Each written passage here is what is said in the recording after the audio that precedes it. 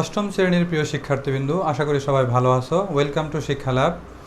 আমরা বিজ্ঞান বিষয়ের উপর একটি কোর্স চালু করেছি। আমরা একদম শুরু থেকে শুরু করেছি প্রাণীজগতের শ্রেণীবিন্যাস, যেটা বিজ্ঞানের প্রথম অধ্যায়। তো পূর্বে আমরা 3টা ক্লাস নিয়েছি, আজকে হচ্ছে তার চতুর্থ ক্লাস। চতুর্থ ক্লাসে আমরা শিখব নিডারিয়া পর্ব। এটা পূর্বে যে ক্লাসিফিকেশনটা শিখেছি, টোটাল অ্যানিমেলিয়া জগৎকে 9টা ভাগে ভাগ করা হয়। তো এই 9টা ভাগের পর্ব একে ছিল পরিফেরা, আর তারপরে দ্বিতীয় পর্ব হচ্ছে নিডারিয়া। তো আজকে হচ্ছে এই নিডারিয়া টপিক নিয়ে আলোচনা করা হবে। তো তোমরা এই যে পেজটা দেখতে পাচ্ছ, এটাকে একটা স্ক্রিনশট দিয়ে রাখতে পারো। তো স্ক্রিনশট দিয়ে রাখার অর্থটা হচ্ছে তোমাদের বইতে বিস্তারিত পড়া আছে। এই বিস্তারিত পড়া থেকে আমি কিন্তু শর্টকাট যে ইম্পর্টেন্ট টপিক সেটাই কিন্তু এখানে রেখে রাখছি। তো তোমরা এখানে স্ক্রিনশট দিয়ে রেখে এটা খাতায় নোট করতে পারো এবং এখান থেকেই 100% কমন পাবা। আচ্ছা, তো প্রথমে আমাদের দেখতে হবে এই নিডারিয়া পর্ব নাম্বার 2। তো এটার নামকরণ আসলে কোত্থেকে আসছে বা এটার নামকরণ কিভাবে করা হয়েছে। তো এখানে নিডোসাইট নামক এক ধরনের কোষ পাওয়া যায়। এই নিডোসাইট নামক কোষ থেকেই মূলত এই নিডারিয়া পর্বের নামকরণ করা হয় এবং এটার নাম পূর্বে ছিল সিলেন্টা রেটা। এখানে আমরা দেখতে পাচ্ছি যে একটা হাইড্রার চিত্র দেওয়া আছে। এই হাইড্রার যে গহ্বর পাওয়া যায়, এই গহ্বরটা সিলেন্টেরন বলা হয়। এই সিলেন্টেরন থেকেই মূলত এটার নাম করা হতো পূর্বে সিলেন্টা রেটা, কিন্তু আধুনিক যুগে এসে এটার নামটা একটু চেঞ্জ করা হয়েছে। সেটা হচ্ছে নিডোসাইট নামক কোষ থেকেই এর নামকরণ করা হয়। তাহলে এর নামকরণ আমাদের শেষ। এরপর দেখতে হবে বাসস্থান। আমরা পূর্বের ক্লাসে বা পর্ব নাম্বার 1-এ পরিফেরা পর্বের যে বাসস্থানগুলো দেখছি, একদম সেম টু সেম, যে এগুলো হচ্ছে সর্বত্রই বিদ্যমান বা পৃথিবীর সব স্থানেই এদের পাওয়া যায়।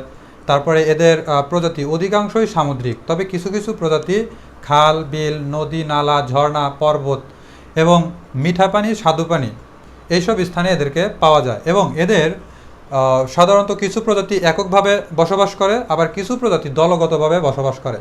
দলগত মানে ঐক্যবদ্ধভাবে বসবাস করে।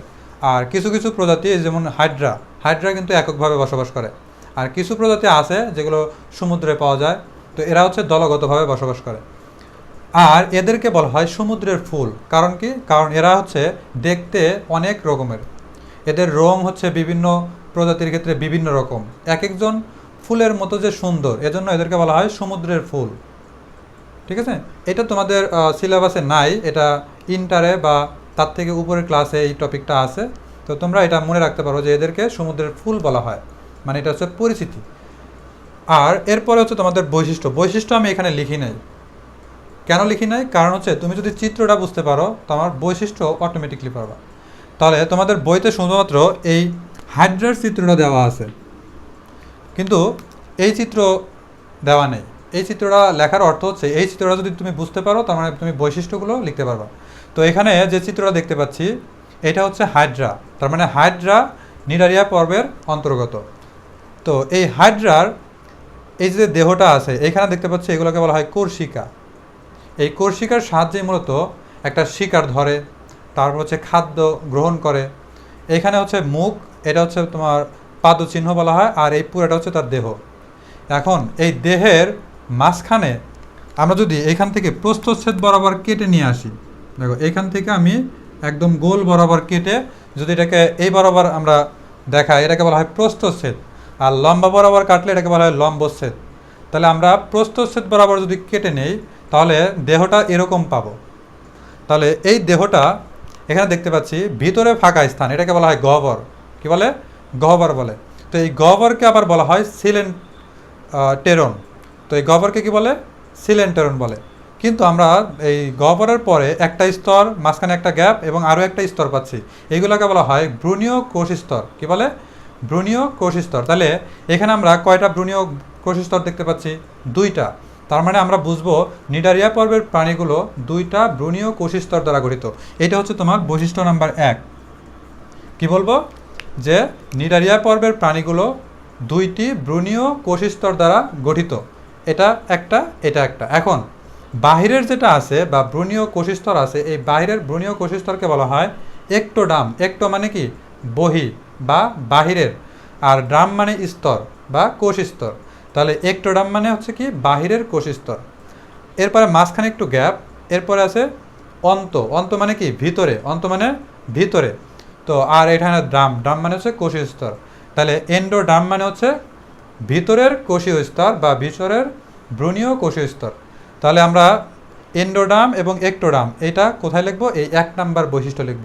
আমি আবারও বলছি, এটাকে চিহ্নিত করব আমরা প্রস্থচ্ছেদ কেটে নিয়ে এবং বর্ণনা করব এখান থেকে যে নিডারিয়া পর্বের প্রাণীগুলো 2টি ভ্রূণীয় কোষী স্তর দ্বারা গঠিত। বহি স্তর বা বাহিরের যে স্তরটা আছে তাকে বলা হয় একটোডার্ম, ভিতরের যে স্তরটা আছে তাকে বলা হয় এন্ডোডার্ম। আর মাঝখানে যে স্তরটা আছে এটা তোমাদের বইয়ের সিলেবাসে নাই, এটাকে বলা হয় মেসোডার্ম। মেসোডার্ম মানে হচ্ছে মাঝখানের স্তর, কিন্তু এখানে আমরা দেখতে পাচ্ছি কোনো ধরনের কোষ নাই। তাহলে আমরা এখানে মেসোডার্ম না বলে এটাকে কি বলবো? মেসোগ্লিয়া বলবো। মেসোগ্লিয়া অর্থটা হচ্ছে মেসো মানে মধ্য, গ্লিয়া মানে এখানে তরল জাতীয় পদার্থ থাকে, এখানে তরল জাতীয় পদার্থ থাকে। তো এজন্য এটাকে বলা হবে না কোষ।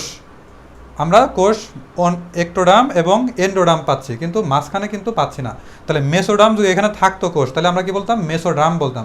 যেহেতু এখানে তরল জাতীয় পদার্থ আছে বা কোষ ছোট ছোট যে অঙ্গাণুসমূহ আছে, এজন্য ওদেরকে বলা হবে মেসোগ্লিয়া। কি বলবো? মেসোগ্লিয়া। এটা তোমাদের সিলেবাসের বাইরে, এটা অ্যাডভান্স হিসেবে মনে রাখতে পারো। তো প্রথম বৈশিষ্ট্য শেষ। এরপর দ্বিতীয় বৈশিষ্ট্য বলবো আমরা এইখান থেকে। এটা একটা হাইড্রা। এই হাইড্রার ভিতরের এই পুরাটাই হচ্ছে ফাঁকা, পুরোটাই কি? ফাঁকা। এই ফাঁকা স্থানকে বলা হয় সিলেন্টেরন। তার মানে আমরা বলতে পারি নিডারিয়া পর্বের গহ্বরকে বলা হয় সিলেন্টেরন। তাহলে নিডারিয়া পর্বের একটা উদাহরণ হচ্ছে হাইড্রা। হাইড্রার প্রাণীর মধ্যে কি আছে? এখানে ফাঁকা যে স্থানটা আছে এটাকে বলা হয় গহ্বর। এই গহ্বরকেই বলা হয় সিলেন্টেরন। এবং এই সিলেন্টেরন থেকেই পূর্বে নাম করা ছিল কি? সিলেন্টারেটা। বুঝা গেছে?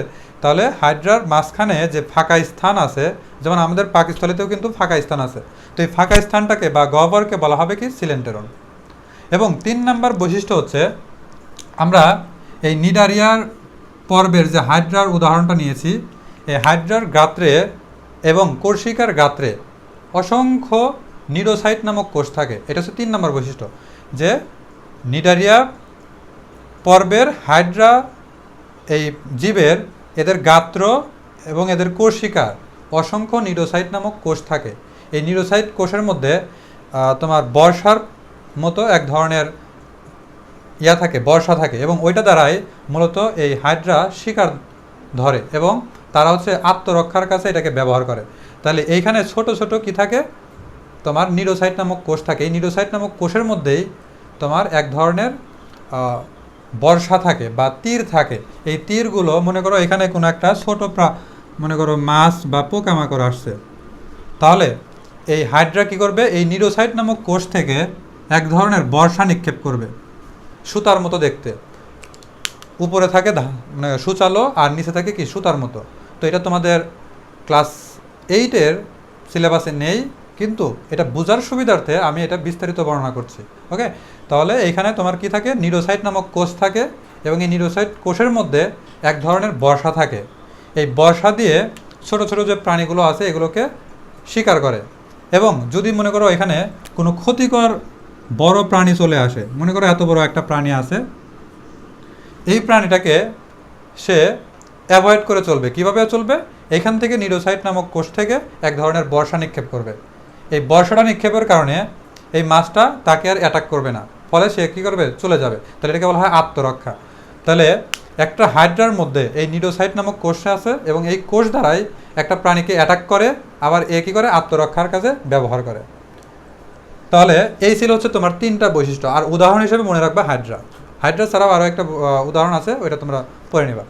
তো এই হাইড্রাটা হচ্ছে সব থেকে ইম্পর্টেন্ট। তুমি যখন ইন্টারে উঠবা, এই ইন্টারে এই হাইড্রা নিয়ে একটা টপিকই আছে, যেটা বিস্তারিত ওইখানে শেখানো হবে। তো এই ছিল নিডারিয়া পর্ব। দেখা হচ্ছে পরের পর্ব নিয়ে। সেই পর্যন্ত আমাদের শিক্ষালাভের সাথেই থাকো। আল্লাহ হাফেজ।